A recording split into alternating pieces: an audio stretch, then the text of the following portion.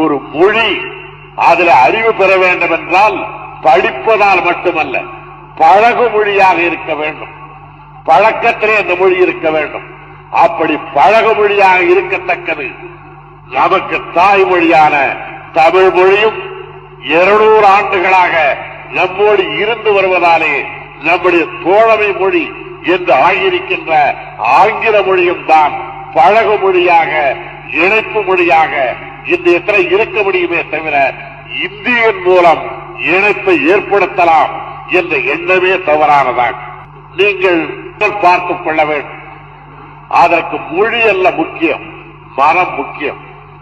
சீனாக்காரன் படையெடுத்தான், இந்தியிலே பேசியா நாமெல்லாம் ஒன்றுபட்டோம். பாகிஸ்தான் படையெடுத்தது, இந்தி படித்தவர்கள் மட்டும்தான படைபலத்திற்கு போனார்கள். போனவர்களிலே பல பேருக்கு இந்தி தெரியாது என்பது மட்டுமல்ல, பிடிக்கக்கூட செய்யாது.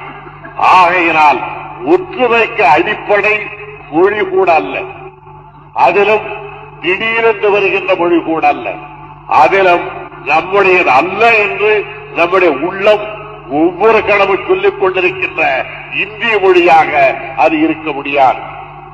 ஒரு வடநாட்டு பெரியவர் என்னிடத்தில் மிகுந்த என்னை பாராட்டிவிட்டு சொன்னார், நீங்கள் முயற்சி செய்தால் 3 மாதத்தில் இந்தியை படித்து விடலாம் என்றார். நான் ஒப்புக்கொண்டேன், ஆமாம் ஐயா 3 மாதத்தில் படித்து விடலாம் என்று. என்ன என்றார், அதற்கு மேலே படிப்பதற்கு அந்த மொழியில என்ன இருக்கிறது?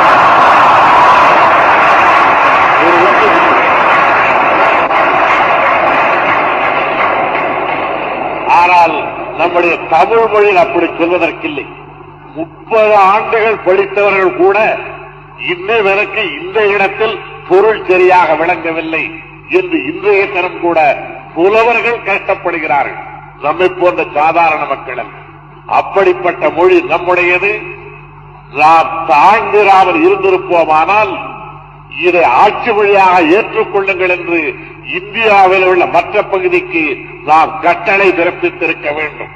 ஆகையினால் தமிழ், ஆங்கிலம் ஆகிய 2 மொழிகளையும் வாழ்க்கைக்கு தேவையான மொழிகளாக அவர்கள் வைத்துக் கொள்ள வேண்டும் என்பதில் தமிழக அரசு முனைந்திருக்கிறார்.